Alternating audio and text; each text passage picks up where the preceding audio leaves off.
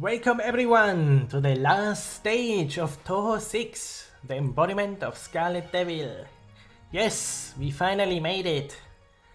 We are at the end of the game today. Well, we have a relatively short last stage in front of us. It's not too hard, but we have Sakuya as a mid-boss. She's again here for some more because she didn't get enough from last time. So we have to deal with her again. And of course, let's not forget Remilia, the final boss, which her spell cards have a bit of RNG, but you should be fine with a bit of luck. So, I'm going to hopefully move through stage 6 and explain everything for you, so you have the best survival chance. Here we go. Now, on the beginning of stage 6, we are going to have a enemy bullet spam section. We have rice bullets, red and blue. They are pretty much crisscrossing downwards. You stay down here and you are pretty safe. The middle is actually the best position for this. The sides do not work as well, so don't move to the side. Stay in the middle. Next we have this small section of rice circles from these fighties, where you have to move through tiny gaps. And this is actually the difficult section, where you have to align yourself here and get through a crisscross that happens there in a gap that from the crisscross gap. It's a hard section. When I was not so good as now, I used bombs there sometimes. It was pretty much hard for me to get through, so you will have to use a bomb if you get cornered there. And speaking of cornering, we have the non-spell of Sakuya here on the mid-boss, which can wall you off if it wants to. Let's see that actually. We have the kunai that are the problems. They can crisscross in a way that actually makes it impossible to move through basically. So you can see the non is relatively fast defeated, so it doesn't really have time to do that. So keep the pressure on and hope for the best, I guess, and look for the biggest and safest gap. Now we have here Last Stand spell card. This spell card is actually super difficult. I would always recommend to use a bomb here because it snipes you every time, because the bullets move so fast and quick. You can see it here. There's really not much to it.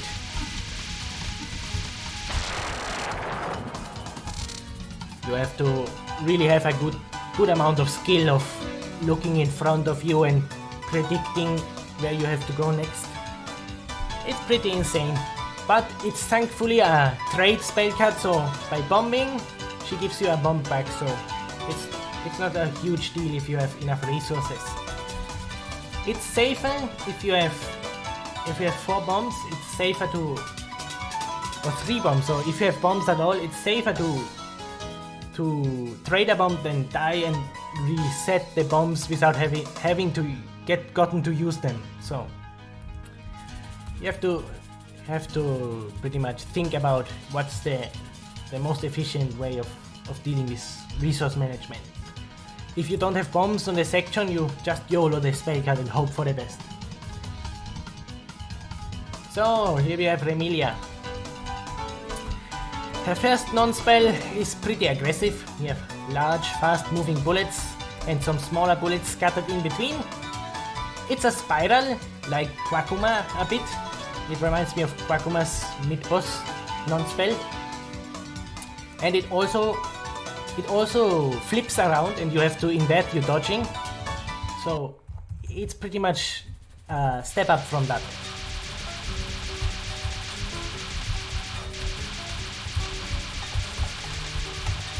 You can see how I move up and then down to get myself into the best gaps.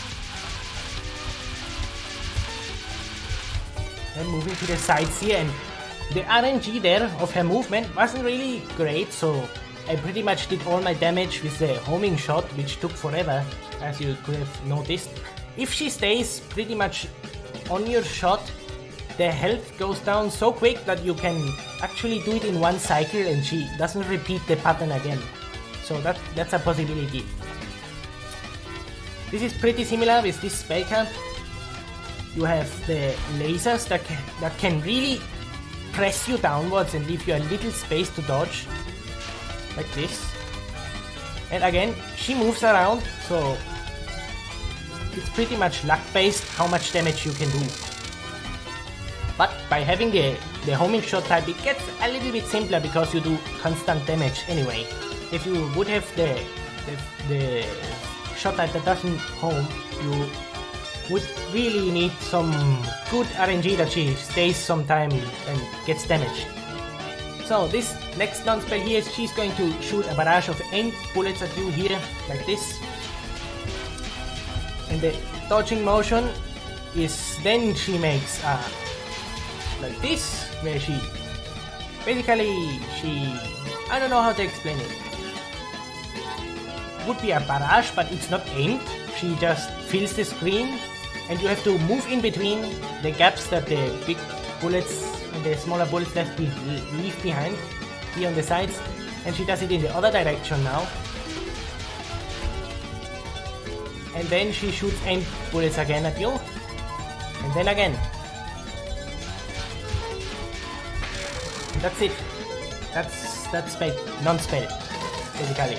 You have to do that movement until you get her health down. Wow, that's a lot. Okay, next spell card. This one is a static spell card. What does that mean? Well, it means that if you have a place where you are safe, you don't have to move. If you find a gap, you stay there, even if it's the scariest gap in the world. This spell card has gotten me so many times. Let's see if I can show this off here. I'm pretty much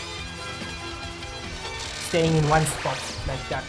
You saw that? I tried to move upward because I'm accustomed to point of collection of points, but here you can't do that because she immediately starts the next non-spell and shoots this crazy barrage of knives out. It actually looks pretty scary, but the gaps are all straight, so just choose a line and stay there. That's pretty much it. It's a breather, actually.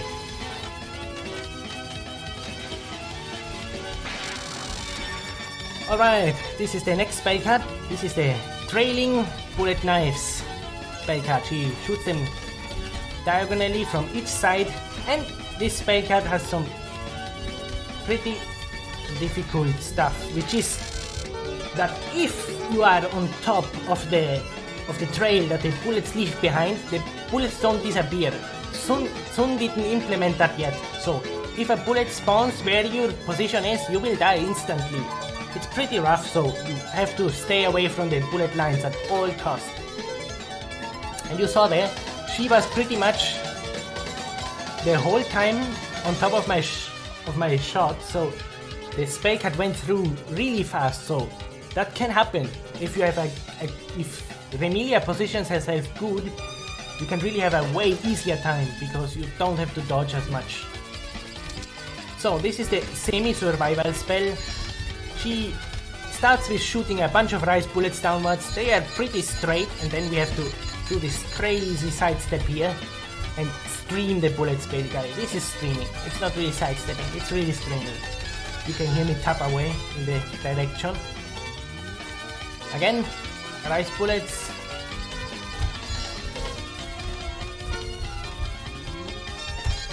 And that was pretty scary right there. That can happen.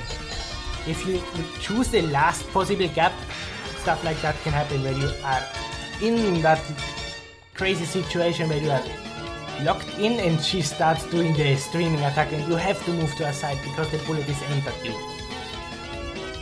Alright. This is this. Which is... I don't know how to explain it well.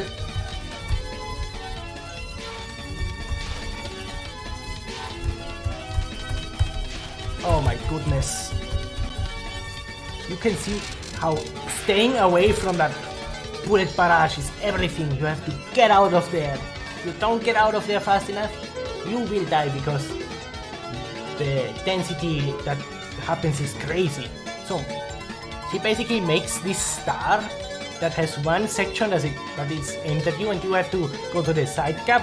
Then she does it again, and you have to go to the side gap, and then she shoots this, basically this hammer down that is completely unpenetrable, and you can't dodge it. So you have to move to the side and move through all those tiny bullets that are left behind from the first cycle of barrage of bullets, basically. It's really movement and position based. If you are not in the right position, she walls you off and you have to use a bomb. But thankfully I was just able to escape there. And this is the last spell card. We have again bullets with bullets trailing behind, and she basically makes a strange grid, and then it disintegrates in a wavy motion. You have to stay away from everything. You have to be careful not to get walled in from the bouncing bullets. You don't want to stay on the trails because the bullets are going to spawn on top of you.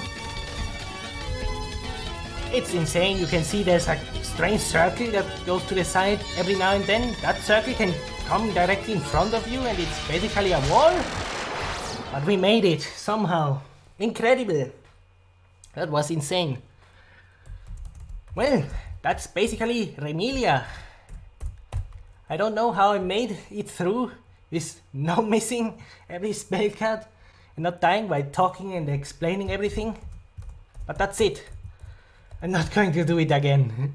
No way. You have to rewatch the video to, if you, again, I said this in another episode, if you really want to absorb everything, how it is.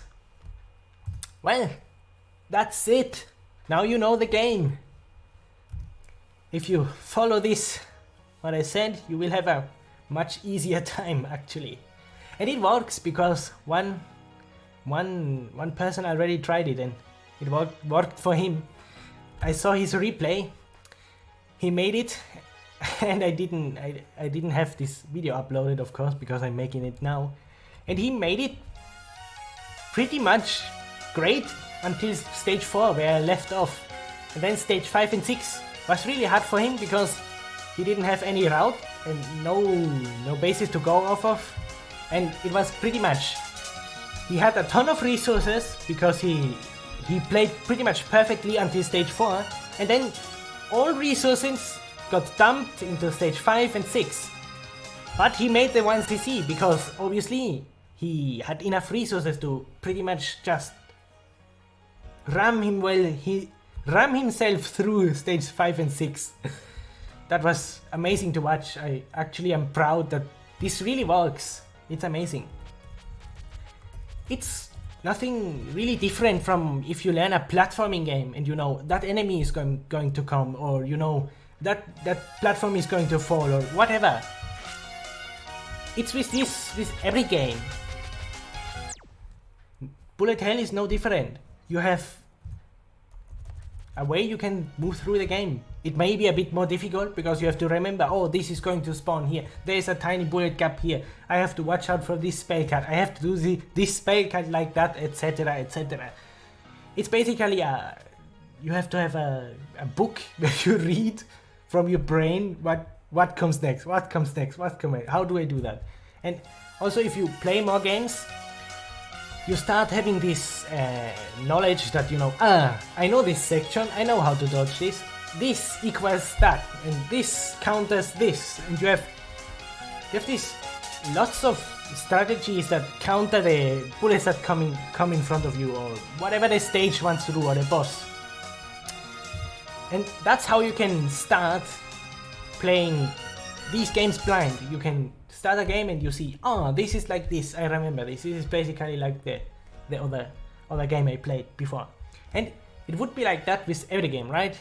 If you had 7 million platformers and you played them all at some point, everything is going to repeat and you will have the answer to every problem. Well, that's my end talk for Touhou 6. I actually really liked this game. It's really nostalgic for me, even if it's not my first game I ever played. But it's amazing regardless. I would say one last thing. You can play the game vanilla without any mods or something, but there is a HD mod where the bullets and everything gets a bit sharper and crisper and you have an easier time to dodge, and obviously there's the hitbox patch. My goodness, the hitbox patch. I don't use it because I'm saucy and don't want to use it. And also I pretty much have the hitbox of my character burned onto it. I can see it even if it's not there, which is crazy. Shows how much I played the other games with hitbox. Well, anyways, you can use the hitbox patch. It's not really cheating, I would say. The other games have it, why should this not have it? It's just a trait from the PC98 series this game holds. Well, I'm going to say goodbye. With you as your host, Lorenzo. See you next time on the extra stage. We'll get to that as well. Later.